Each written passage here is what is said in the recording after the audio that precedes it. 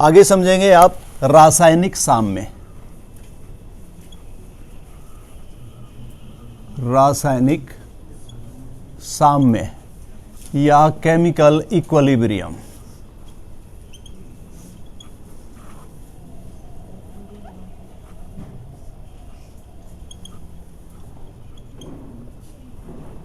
Chemical equilibrium, रासायनिक साम्य। देखिए अभी अभी मैंने आपको समझाया था उत्क्रमणीय अभिक्रिया के बारे में। उत्क्रमणीय अभिक्रिया कौन सी होती हैं? जिसमें अभिकारक पदार्थ आपस में क्रिया करके क्रियाफल बनाते रहते हैं और क्रियाफल आपस में क्रिया करके अभिकारक पदार्थ बनाते रहते हैं। ऐसी दोनों ओर होने वाली परंतु किसी भी दिशा में पूर्णतः को प्राप्त नहीं होने वाली अभिक्रिया क्या कहलाती है? उत्क्रमणीय अभिक्रिया।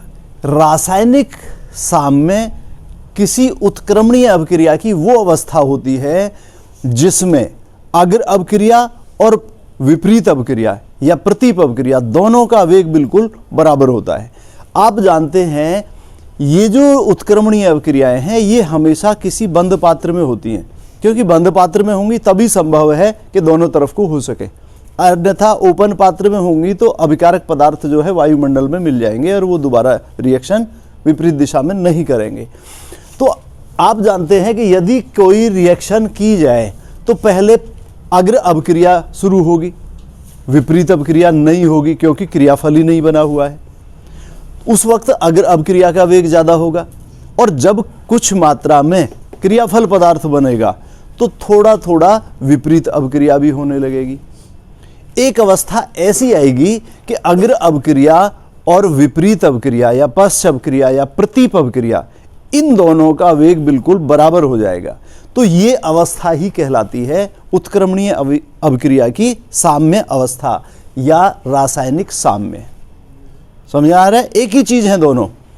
एक बार फिर समझ लीजिए, शॉर्ट शब्दों में इस तरीके से कह सकते हैं कि किसी उत्क्रमणीय अभिक्रिया की वह अवस्था जिसमें अग्र अभिक्रिया का वेग और पश्च अभिक्रिया का वेग दोनों बिल्कुल एक समान होते हैं, या अगर ये एक समान होंगे, जैसे मान लीजिए ये रिएक्शन है, इस तरीके से देख लीजिए कैसी है रिवर्सिबल रिएक्शन।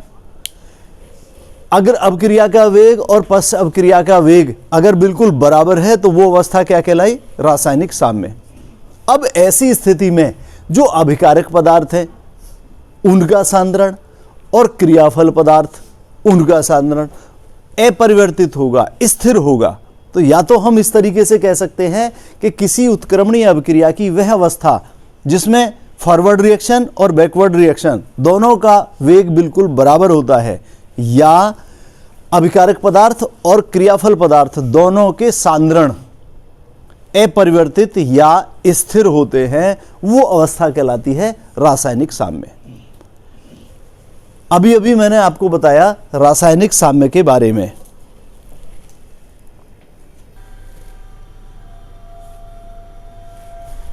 अब आप समझिए रासायनिक साम्य के लक्षण। देखिए मुख्य लक्षण किस तरीके से हैं। पहला पॉइंट है कि रासायनिक साम्य में अग्र अभिक्रिया और पश्च अभिक्रिया यानी फॉरवर्ड रिएक्शन और बैकवर्ड रिएक्शन दोनों के वे कैसे होते हैं? बिल्कुल एक समान होते हैं, लेकिन दिशा विपरीत होती है। दूसरा पॉइंट, रासायनिक साम्य में अभिकारक पदार्थ और क्रियाफल पदार्थ दोनों के मोलर सांद्रण स्थिर या अपरिवर्तित होते हैं। तीसरा पॉइंट, रासायनिक साम्य हमेशा गतिशील होता है यानी चलता रहता है। ऐसा नहीं है कि रासायनिक साम्य में अगर अभिक्रिया और पश्च अभिक्रिया दोनों के वेग बिल्कुल बराबर हैं तो अभिक्रिया रुक जाए, ऐसा नहीं है। बल्कि क्या होता है, रासायनिक अभिक्रिया सदैव चलती रहती है, डायनेमिक कंडीशन में होती है। अर्थात जो अभिकारक पदार्थ हैं वो आपस में क्रिया कर क्रियाफल पदार्थ बनाते रहते हैं और क्रियाफल पदार्थ पुनः अभिकारक पदार्थ बनाते रहते हैं, यानी सदैव डायनेमिक कंडीशन में होती है। नेक्स्ट पॉइंट है कि यदि रासायनिक साम्य में ताप, दाब और सांद्रण चेंज किया जाता है, बदला जाता है, तो रासायनिक साम्य भी चेंज हो जाता है, बदल जाता है।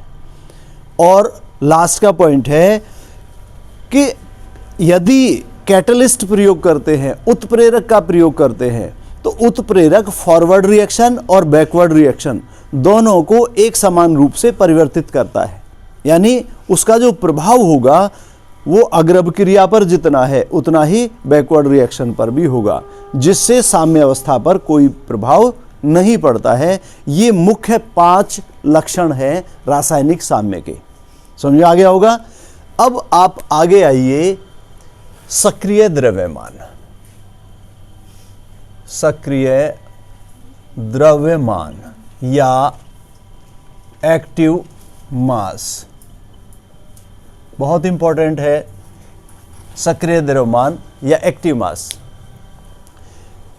किसी पदार्थ का सक्रिय द्रव्यमान या एक्टिव मास इकाई आयतन में उस पदार्थ की उपस्थित मोल मात्रा या मोल्स की संख्या को कहते हैं।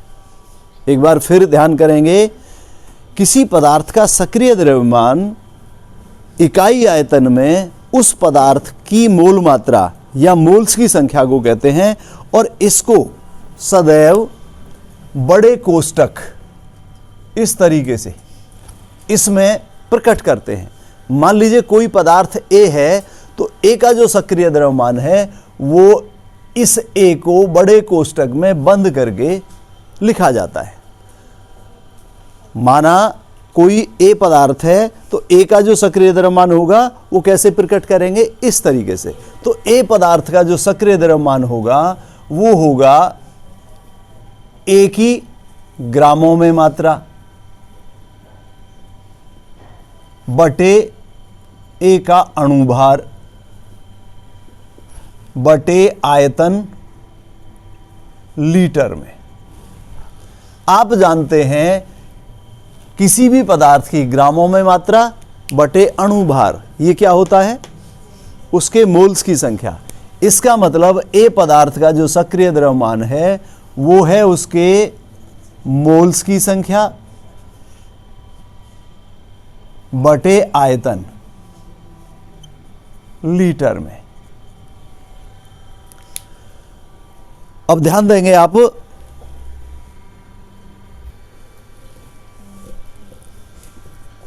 देखिए आगे समझिए आप द्रव्य अनुपाती क्रिया का नियम या लॉ ऑफ मास एक्शन। ये नियम नॉर्वे के 2 वैज्ञानिक थे, गुलबर्ग और वागे। उन्होंने सन 1867 में दिया था। इन्होंने बताया था कि किसी रासायनिक पदार्थ की क्रिया की गति उसके सक्रिय द्रव्यमान के अनुक्रमानुपाती होती है, एक्टिव मास के अनुक्रमानुपाती होती है। और किसी रासायनिक अभिक्रिया की गति अभिकारक पदार्थों के सक्रिय द्रव्यमान के गुणनफल के अनुक्रमानुपाती या समानुपाती होती है। यह कहलाता है द्रव्यानुपाती क्रिया का नियम। किसने दिया था? गुलबर्ग और वागे नाम के 2 वैज्ञानिक, नॉर्वे के रहने वाले थे। उन्होंने सन 1867 में दिया था।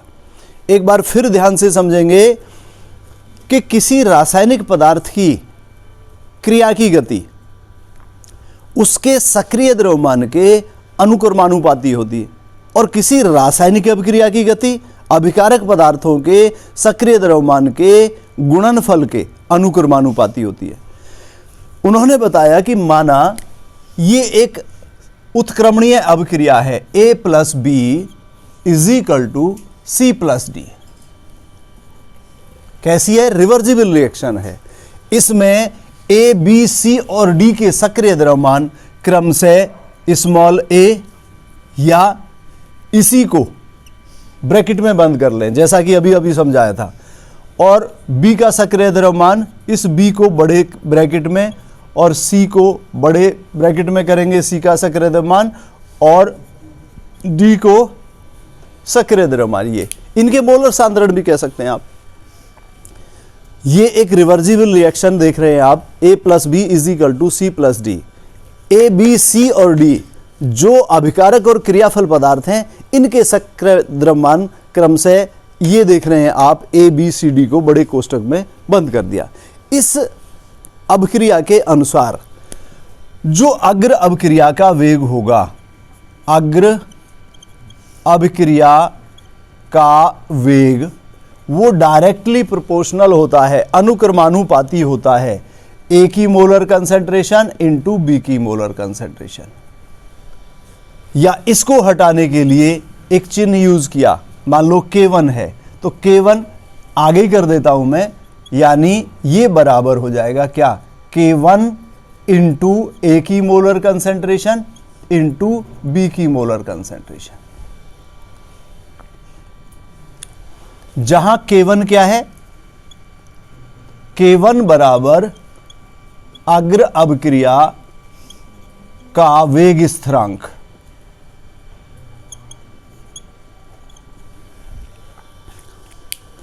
अब विपरीत अभिक्रिया का वेग,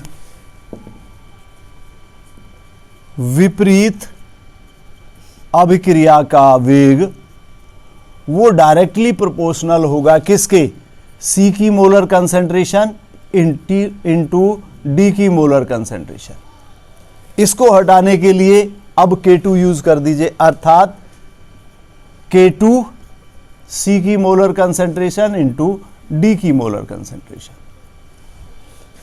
जहां K2 क्या हुआ, विपरीत अभिक्रिया का वेग स्थिरांक,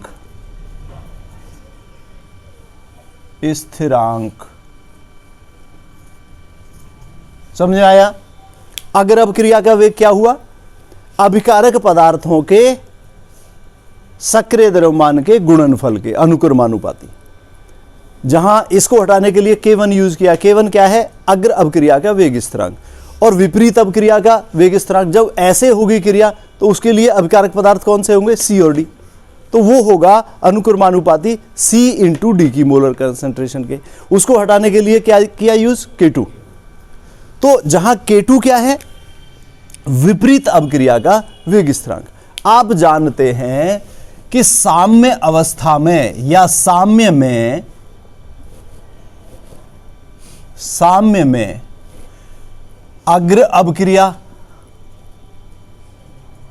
का वेग बराबर होता है विपरीत अभिक्रिया के वेग के। होता है कि नहीं होता, क्योंकि साम्य में अग्र अभिक्रिया का वेग और विपरीत अभिक्रिया का वेग दोनों बिल्कुल बराबर होते हैं। अब आप देख लीजिए, अग्र अभिक्रिया का वेग ये है और विपरीत अभिक्रिया या पश्च अभिक्रिया या प्रतीप अभिक्रिया का वेग ये है। इनको कर दीजिए, अर्थात K1 A की मोलर कंसंट्रेशन इंटू बी की मोलर कंसंट्रेशन बराबर K2 C की मोलर कंसंट्रेशन इंटू D की मोलर कंसंट्रेशन। या करके K1 अपॉन K2 बराबर क्या होगा, एक पक्ष को ऊपर उल्टा करके रख दीजिए, C की मोलर कंसंट्रेशन इंटू D की मोलर कंसंट्रेशन बटे A की मोलर कंसंट्रेशन इंटू B की मोलर कंसंट्रेशन बराबर क्या होगा, Kc के। K1 और K2 क्या है, स्थिरांक है। K1 अग्र अभिक्रिया का वेग स्थिरांक है और K2 विपरीत अभिक्रिया का वेग स्थिरांक है। तो Kc भी स्थिरांक है और इसको कहते हैं साम्य स्थिरांक। क्या कहते हैं, साम्य स्थिरांक। एक बार फिर समझ लीजिए, द्रव्य अनुपाती क्रिया का नियम नॉर्वे के वैज्ञानिक गोल्डबर्ग और वागे ने दिया था सन 1867 में, और इन्होंने बताया था कि किसी रासायनिक पदार्थ की क्रिया की गति उसके सक्रिय द्रव्यमान के अनुक्रमानुपाती होती है और किसी रासायनिक अभिक्रिया की गति अभिकारक पदार्थों के सक्रिय द्रव्यमान के गुणनफल के अनुक्रमानुपाती या समानुपाती होती है। उन्होंने बताया कि ये एक रिवर्जिबल रिएक्शन है, A plus B is equal to C plus D. A, B, C और डी के जो सक्रिय द्रव्यमान है क्रम से उनको बड़े ब्रैकेट में बंद करके दर्शाया गया है। तो इसके अनुसार जो अग्र अभिक्रिया का वेग है वो डायरेक्टली प्रोपोर्शनल है A इंटू बी की मोलर कंसंट्रेशन के। यहां पर इसको हटाने के लिए K1 यूज किया है, जहां K1 क्या है, अग्र अभिक्रिया का वेग स्थिरांक, और विपरीत या प्रतीप या पश्च अभिक्रिया का वेग डायरेक्टली प्रोपोर्शनल होगा C इंटू डी की मोलर कंसंट्रेशन के लिए। उसको हटाने के लिए क्या यूज किया, K2, ये इसके बराबर हो गया, जहां K2 क्या है, विपरीत अभिक्रिया का वेग स्थिरांक। अब आप जानते हैं कि साम्य में या साम्य अवस्था में अग्र अभिक्रिया और विपरीत अभिक्रिया दोनों के वेग बराबर होते हैं, अर्थात ये बराबर इसके हुआ। तो ये बटे ये बराबर किसके हुआ, इस बटे इसके। K1 और K2 दोनों स्थिरांक हैं, क्रम से अग्र अभिक्रिया का वेग स्थिरांक और पश्च अभिक्रिया का वेग स्थिरांक, इसलिए Kc भी क्या है, स्थिरांक है। और क्या कहते हैं इसको, साम्य स्थिरांक कहते हैं।